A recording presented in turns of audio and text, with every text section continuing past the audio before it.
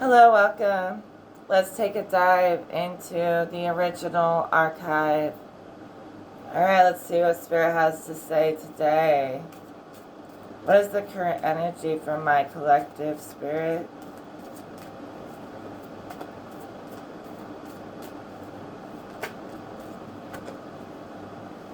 Someone's been psychically protecting themselves. Somebody intelligent has been protecting their mind.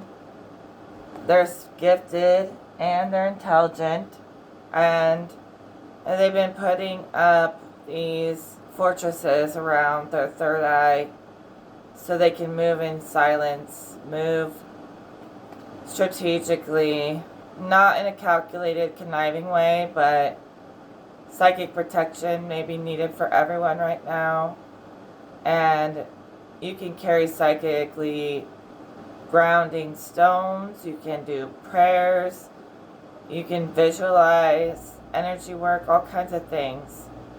But make sure you're not letting people just invade your psychic senses and short circuit them in any way. So, you've been teaching everyone, passing on the traditions that you love about your life. The traditions, like you love tradition. Maybe not religiously, but you love tradition. The things that have been installed in you from the people you respect, you want to uphold these values, these morals, and keep them alive. Maybe if no one else does it, all of these like beautiful ways would just disappear. So it's as if you value what's been passed on to you from your ancestors, from your whole family line. And you're keeping it alive without making it like annoyingly strict to where you have no freedom and you're bound to tradition. So you're finding like a weird, nice spot between being free to choose whatever you want, but also keeping things alive that kept you alive in life. It's just, I keep seeing it being passed down like from a grandparent to a dad to his kid, and then the dad like is no longer around, and this guy, he feels like he needs to uphold his dad's legacy or something because it worked so well in his life. Yeah, he also doesn't want to be bound or chained to any one way, so he finds a way to do both at the same time. And then we have this teacher transformed by doing an exercise to choose themselves, to put things back in order. You know, they were being pulled in every direction by everybody else's creativity and passion, and that was causing chaos because they needed to recenter in themselves and stop letting everything else pull on them. It was as if like the world around them was making them feel empty. And when they let go of these influences, these cords, you know, they finally felt like they didn't feel drained for once. Like, I'm literally seeing death as like a dementor sucking the life out of somebody. And then they lose all their sense of order. And they have to go through radical transformation, radical self-acceptance to find order within. Because they like go outside too much, like, right? So you're like going outside of yourself to find the answers all the time. That the inner world starts to be like, well, what about like your truth? And why are you neglecting yourself here? And so you're starting to speak for yourself. And you're starting to stand up for that, like this, what brings you a sense of order and stability versus everyone else's wishes for you. You're not so much worried about everyone else's wishes for you. You feel like people could all learn from each other, right? And so if people have the best wishes, honestly, for you and good intentions for you, okay, you have like the best wishes for everyone and you just want that in return without people trying to force you to make a choice. You know, you're transforming on, yes, your own time, but on God's time. And God is like putting you back in your soul self, like right in that embodiment, right with your soul self. So you may have felt like you were being drained, and the second that you took yourself out of that position of being their victim, you felt energized, creative to the max, and you found order by no longer letting other people's cords pull on you all day and all the time. And you can still love people. Everyone can be in love with love by choosing self-respect. And there's no self-respect in trying to cause harm. So it is really like God loves when you move through life without trying to cause any harm. And sometimes we slip up and make mistakes. But people should allow you to make a mistake sometimes and learn. And you always allow other people to learn. So you need to allow yourself to learn in your own way. I keep seeing you rejecting all outside influences, like really rejecting all outside influences to do it and learn in your own way. Everyone learns in their own way. Everyone's gifts work in the unique way. That's what God said. And you try to like use other people's gifts or apply other people's gifts where they don't fit, causes internal turmoil. But like, as soon as you went back to your center, everything went back to order, back in business. And you could have even sometimes felt really sad, like you were face to face with death, and even the entity of death, like facing that. You know that God is not going to harm you, right? So, in a way, like realizing that you don't want to live for the negative. You don't want to live for destruction. You want to live for life and bliss, right? And in learning that you actually want to live and enjoy life, you overcame death, and that in itself was the transformation. I have to say that, like, if you could see what I see in my head, I see someone facing off with God, being like, I really don't want to be on this planet. Like, can you please just, like, get me out of here? And God says, like, I will do no harm to anyone like that, but I will teach you something. And then God sends you this brutal lesson where you face death and you fight death in the video game like a character. And then you transform and you're like, you know what? By the time I have conquered my fear, my unknown, everything, I really just want to live and appreciate being happy. And I don't want anyone to get in the way of that. So you guys have battled death, is what I'm saying. You came out the other side ready to thrive type of energy. And you stopped like playing victim and belittling yourself and putting yourself down. You started raising yourself up to be seen as somebody who's a survivor, not a victim, right? Type of energy. In any situation, big or small. Small victories are just as powerful as big victories, universal victories. Those small victories are important too.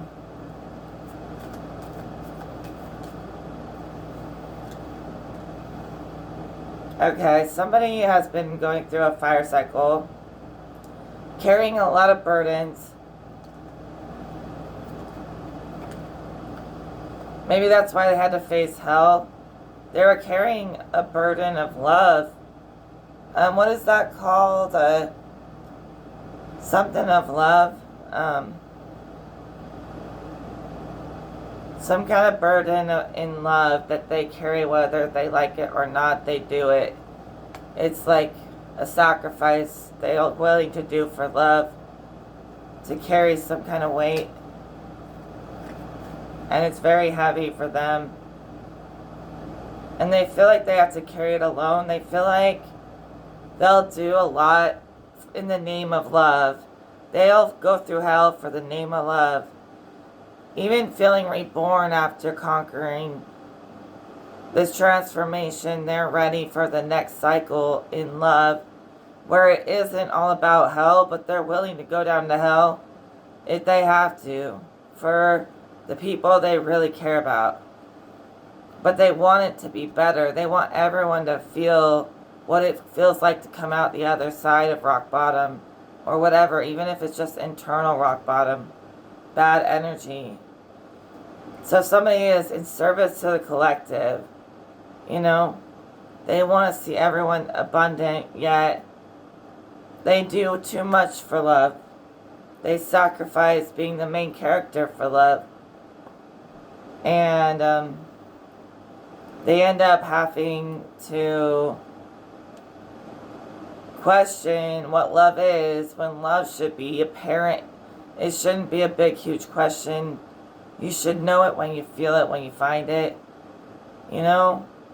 It doesn't need a big explanation all the time. And I feel like someone was in service to humanity by trying to like save people from their own chaos or their own hell with love, nothing but love.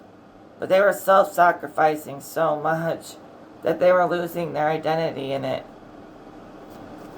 And now they have to go back and alchemize all the different sides of themselves to figure out what true love actually looks like. So this Two of Cups energy, the kind of love where it's like you feel like you're working way too hard for no results. And that kind of love, it was not the real deal, was not the real thing. But the kind of love that's like eternal, inseparable, and you know it is present here. It's present in the energy all around you.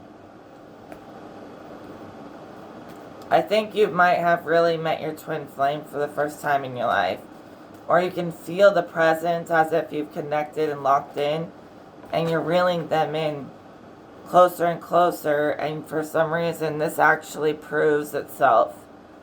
This new, like, real twin flame type of thing that destroys all these false illusions of of love in the past.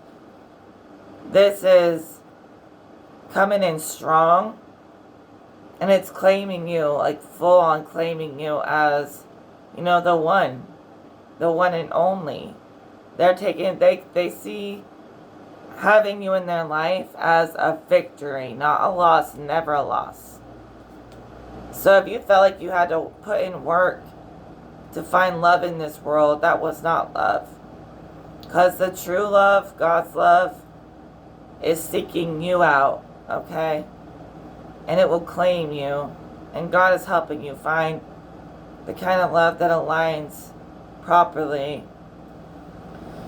And this person could be a King of Wands, like a fire sign, or just very fiery. Or I do feel like a lot of people have tried to sort of assert dominance over you in your life, and you've tried to fulfill that for them. Like, you've tried to help everybody win. And for once, you have somebody who just wants to focus on the two of you winning as one. It's not about everybody else. It never matters about everybody else when you're really with the right person. It matters about your success, and at some point or another, you do start moving silently, and because who do you have to prove? Who do you have to impress? No one. There's no void you have to fill. Like, you're already satisfied when you have real love. The kind of love that leaves you empty and unsatisfied was never real. Maybe it's love in some kind of distorted form, but it's not God's love. God's love is harmonious, and it can't be anything else. So even through all the cycles, this is everlasting. This is eternal. This will be with you in the afterlife kind of love. That's what twin flames are really about. Soulmates are just like come and go, but twin flames, that's eternal type of stuff. Like, we can never escape each other, and why would we ever try? And no one else matters. We only see each other. Even through the chaos, because twin flames can bring out the best or the worst in each other sometimes. But it all goes back to harmony when the love is real. And it doesn't have to be like, you have to dig to find the love. The love is there. Like God keeps saying, the love is present. It's so present that it's undeniable. So, difference between being stuck on love and being one with love. You know, being stuck on love will just get you stuck in life. Let love show itself. Let God show you. Sometimes we gotta let God show you.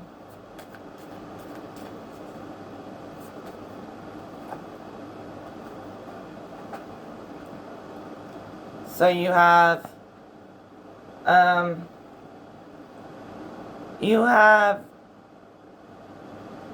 somebody coming in like a knight in shining armor oftentimes in your life. This feels like a guardian of some kind, just, coming in like quickly to get you unstuck oftentimes. Maybe you've been feeling tongue-tied and you're starting to learn how to just freely speak until all the words fall out. What's that song? And let the words fall out. Honestly, I want to see you be brave. Yeah, I can't sing, but someone wants to see you be brave and just let it all out. To get yourself unstuck. Fuck being in perfect order all the time. God can handle that. Give God the handle on this, establishing order. And you're supposed to enjoy everything God has created, not have to try to command it and control it like God does. Enjoy the splendors of God's creation. Okay? And some of those splendors are just being completely unhinged or being completely yourself, whatever. So what? So the internal parts of yourself are very, like, the masculine and feminine inside of you, you've gotten really in touch with it. Like, you really know yourself in this way. And I swear you could be dating your own self. Like, you could love that. You could be like, I'm the only one who's ever treated me the right way, so I'll just stay with myself. But I want to assure you, although it is a lot of work, no one deserves to be lonely or alone all the time. And I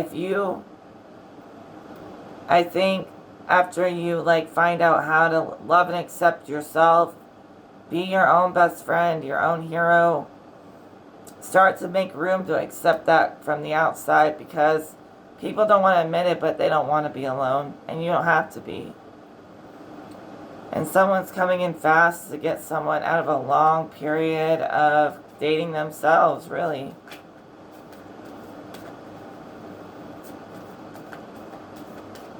And it's not something you have to escape, because you're going to be able to share this with this person and teach them about your inner being. You're going to be teaching people more about your inner being than they ever known before. Sometimes people thought they knew you. Maybe they knew you for much of your life, but you're going to show them that there's a lot more to you. You're infinite. You're infinite, the world. You have so many layers. You're going to show people that they need to, get to know you more before thinking they have you all figured out, because figuring you out would mean figuring out thousands of incarnations, other planets, whatever. Like, you're no simple thing. You're not simple. You're not a simp. You're not basic. And people think they know you, and there's so much more there that they've never seen. So, somebody is cutting their losses in a way. They're focused on what's good, what do I have left that's working for me, and what is no longer working for me. And how can I let go of the past and the past pain and move on to what I do have going for me without, letting the past drag me down anymore. So reflecting on, the cups that you still have standing versus a lot of things that you've lost. It could be relationships. It could be a lot of things. And it could be weighing on you. You could be depressed about it at times. But it's time to just focus on who is in your corner and let anyone else just sort of fade away. If they're not in your corner, if they're always against you, it's not for you at all. And we have that we have the Magician upside down.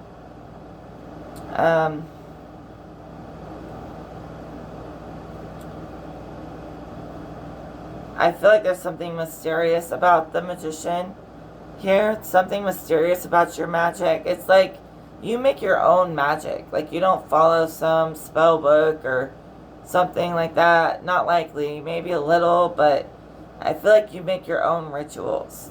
Because you do it in a kind of safe way where you're doing it in alignment with God. So you're not trying to open in the wrong doors. So you have found a way to create your own sort of white magic. That's all your own unique thing. That's what I'm seeing. So you're making big moves creatively. Okay? And magically, of course. You feel inspired. And you feel like you can have the best of both worlds. You don't feel like your magic is any kind of evil. Some other people out there might, but it makes you happy.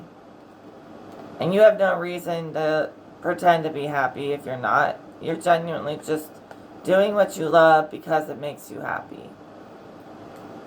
And maybe you've had demonic encounters in your life trying to do magic, and that's why you kind of start doing it very carefully in your own way, because you learned how to control your own magic and not so much working with all this outside stuff.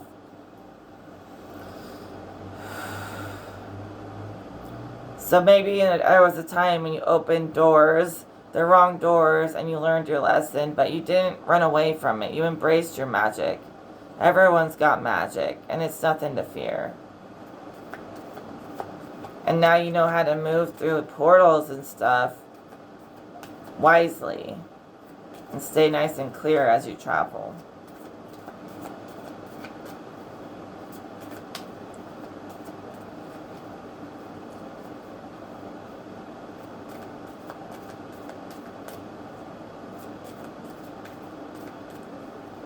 Anything else?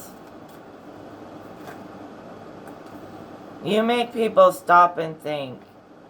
You make people have to really think about their actions. They feel the effects of how they've treated you.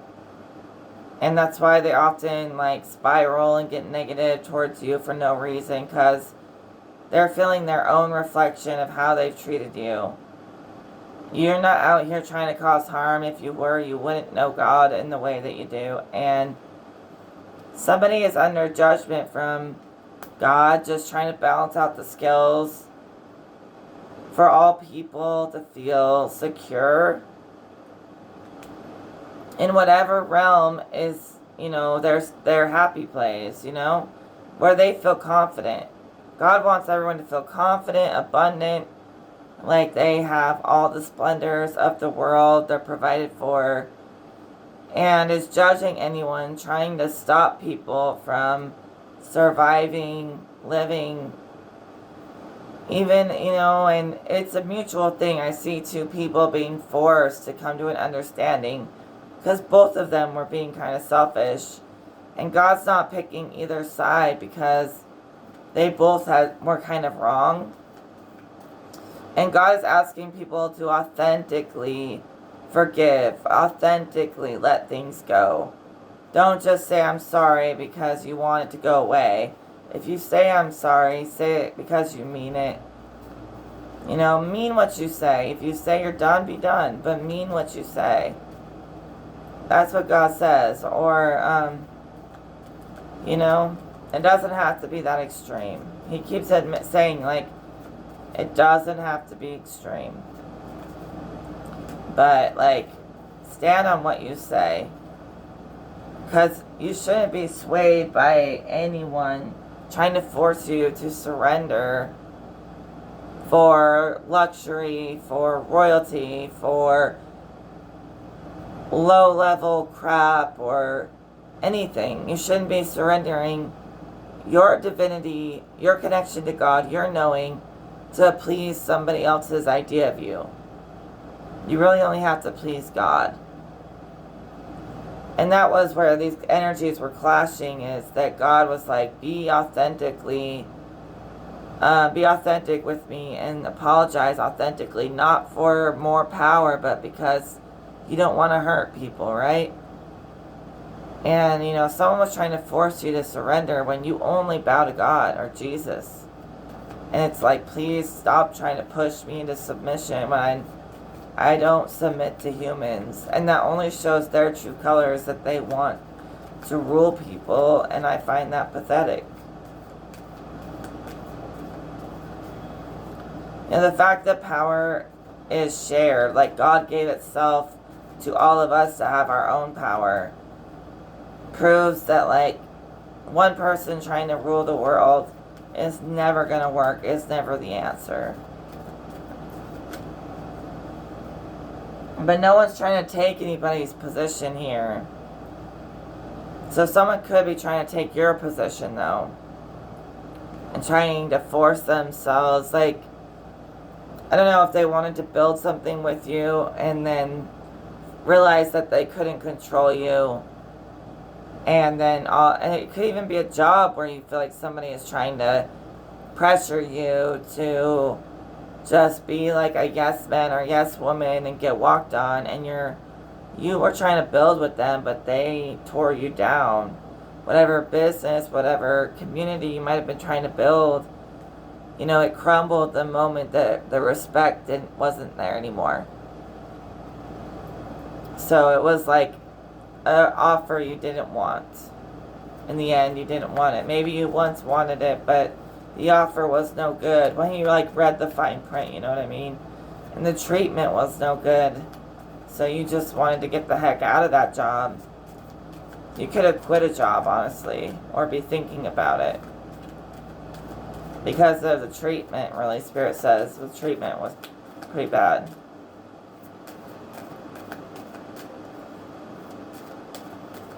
You're starting to be like, fuck the world sometimes. Like, I'm going my way.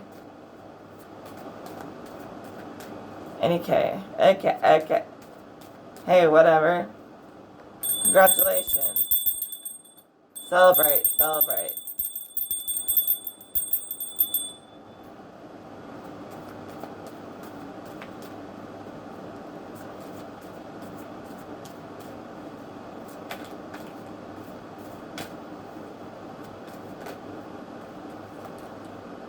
Okay.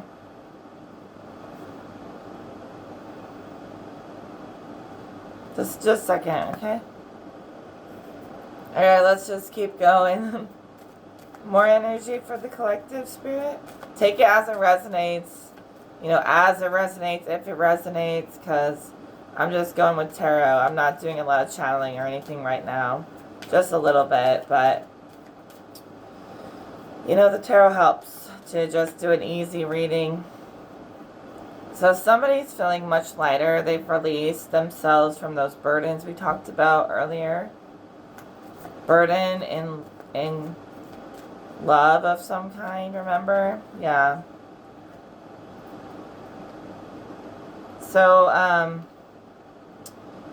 you know, instead of feeling like they have to put out all the fires and run around and save the world, I literally see this person being, yeah, it's like a lot of burdens they're carrying, and that's not easy, but they're also like super fucking supersonic superheroes and shit who can handle stuff, who can handle business, who can stand on business, who can navigate many worlds at the same time.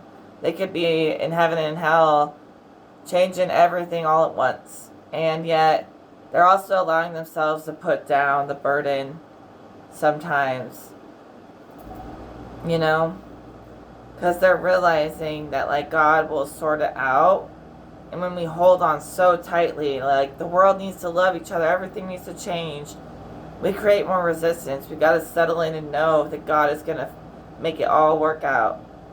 And it already is working out. So, you're able to, see, well, you could be seeking equilibrium. You could feel like you do the dance where you step between the eternal and the dualistic realms a lot.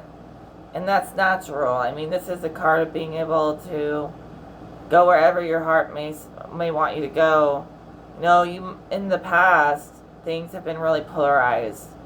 But you learned that that's part of life. Like the yin-yang, the duality, the good, the evil, it's already in balance. And God knows, what it's doing is a training ground and lessons, and things are going to get corrected through God. So now you're just starting to realize, like, to trust. You're starting to trust that although you've been through hell and heaven and all these things, there's a purpose, there's a meaning, there's a reason. And you're starting to respect that, like, God can see the bigger picture. When we're all wrapped up, entangled in the moment, in all these different worlds, we can't always see the horizon and the bigger picture that God has this all under control. It's not a mess.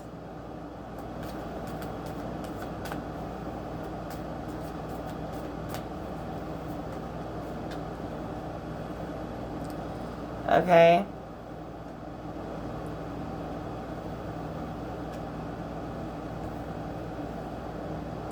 So that's where that person felt like they didn't have to carry so much burden, because they were starting to realize that God's got this. Like, they had to really just allow that to sink in. They had to allow it to sink into their being, that the Creator is present, is helping, and is worth surrendering to. Okay. So, I think I might just leave that reading there. Let's pull these cards for the last little bit. Even when you're making small moves, you're making big moves. Even when you're just learning how to navigate life equally in balance, you're making big moves. It's not always save the world or I'm not good enough. You're saving the world in little ways. Spirit is saying, like, power moves are little things sometimes. Okay. We got separation of some kind going on. What was separated, or what do we need to know, Father?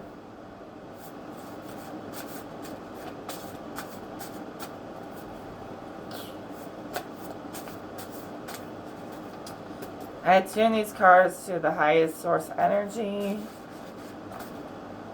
Please speak to us, cards.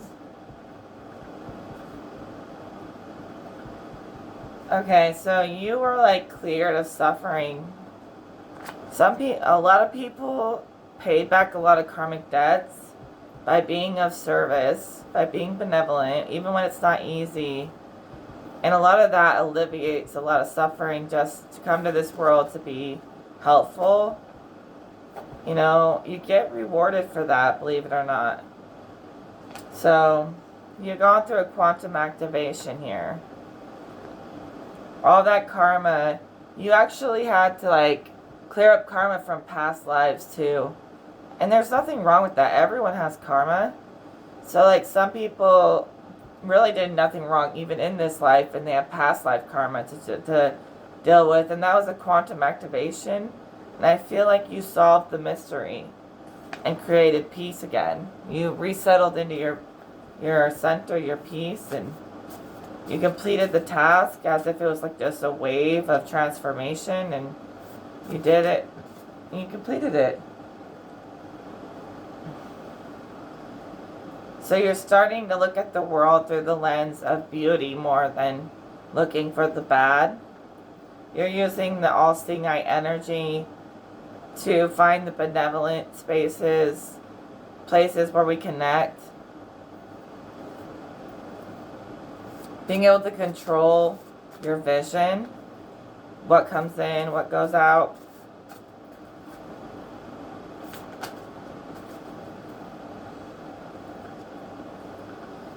So time is in your favor. You could have Father Time. You could be using time very wisely. So you could feel like Father Time is helping you complete tasks, giving you energy to get things done. For people who may be like in a depressed energy or a low energy, time is like catering to you because they love you. And they want you to do things on your own time, but they're also giving you energy to get things done as needed and get you out of the funk, out of the limbo or whatever hanged man energy there was going on. So you could feel like random bursts of energy or time slowing down to give you space. That's Father Time. So you've been breaking any illusions, okay? You've been seeing that more of the essence of reality and not so much all the veils and masks.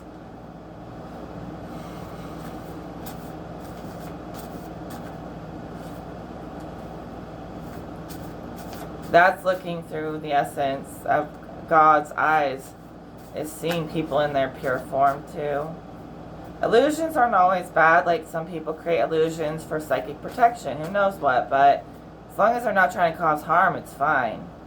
But you personally have some kind of little device, like on the movie The Magicians, where they had those pieces of glass that you could look through to see if people were like hiding inside other people, and you could see, I don't know, but you have like a piece of glass that you can look through that shows you through people's illusions and what's really going on.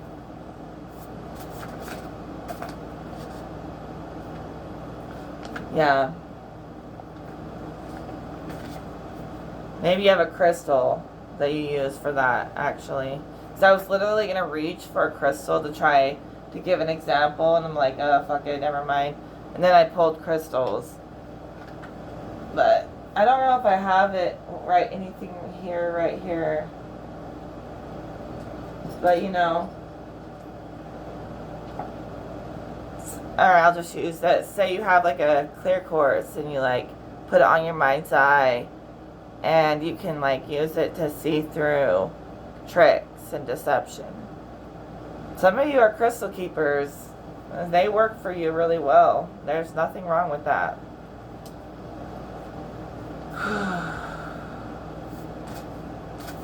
You've been taking divination very seriously, being very aware of how you use your magic. Okay? And making, checking with God all the time. So we have AI for some reason.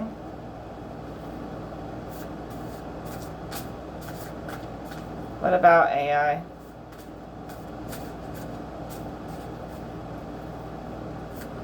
What about AI, Spirit? Nothing? Nothing about AI? Just wanted to say AI for some reason? AI, AIO. Okay. Bunch of cards, It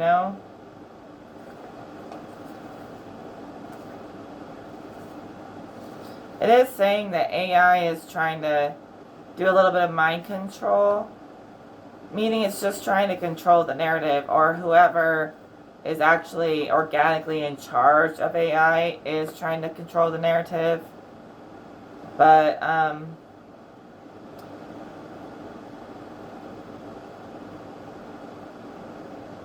yeah.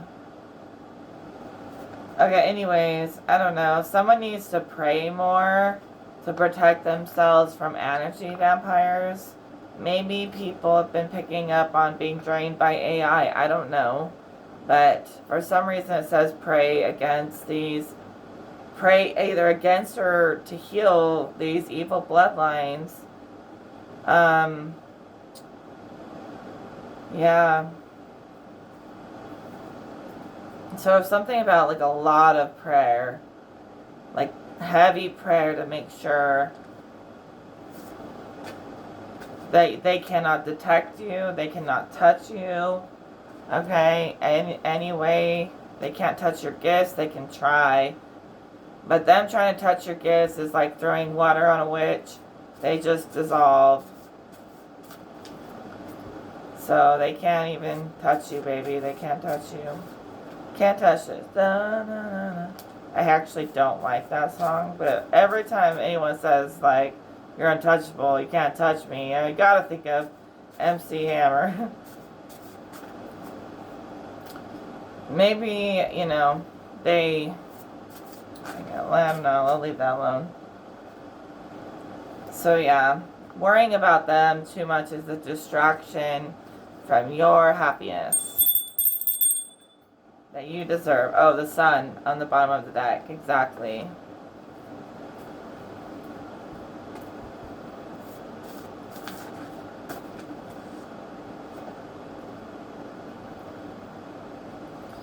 So you're balanced in both sides of yourself, and you realize there can't be one without the other. So although you can have balance, you can acknowledge all the things, you still get to choose where you place yourself. If you want to be in the sun, happy, and not in duality, that's your choice. If you want to do the dance of the mind and duality and the quantum and all the intricacies, that's your choice too. You can keep it simple, or you can go completely insane. I don't care. God doesn't care. God just wants all of us to fulfill, like, He created us to live, you know, to enjoy. And some of us feel like we have to fight evil forces and speak truth against the people who try to break everyone and destroy this world. And that's us loving God, fighting for God, doing that, when sometimes that's not even none of that was ever our responsibility, but we feel like it is our job to help, even if we don't have to. And when God picks you to help, you know, it's kind of like you have no choice. So that passion you have to help the world is because you love God. Okay? Humbled. Even God told me yesterday that no one can be God. No one can replace it. No one can do it better. And although we have free will, things still correct. So in a way, it's like an illusion of freedom. But we get to play all this out to see, so that God could create even more love in the world and give us all a chance to fulfill this dream, God's dream. So it's really crazy how it corrects itself.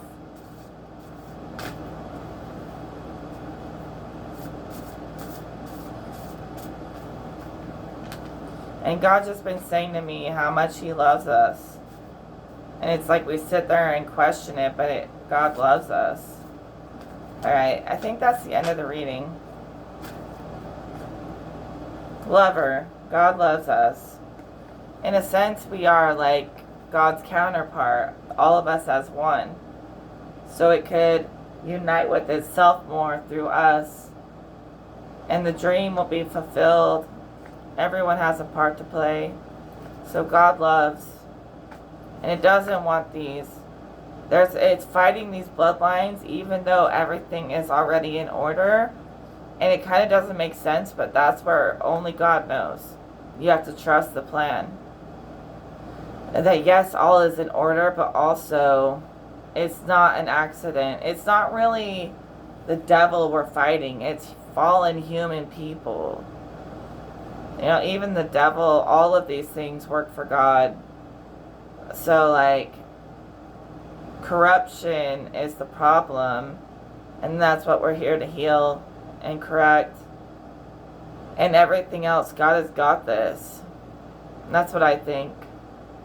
And I think it created all this for us to just expand what love is for everyone, what soul is for everyone, and to enjoy the dream, live the dream. To fulfill the dream, you gotta live the dream.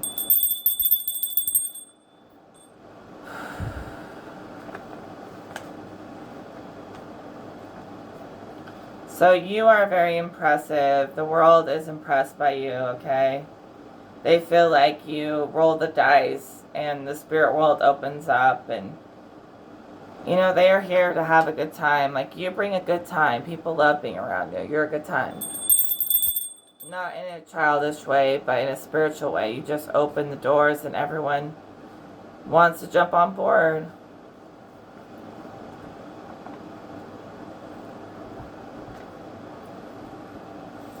Alright. Hold on. So just do your benevolent magic and know the odds are in your favor when you're working with the right things. When we're working for their evil system, the odds are not in our favor. So genuine love over fake love, you know? For real. Alright, take care, everyone.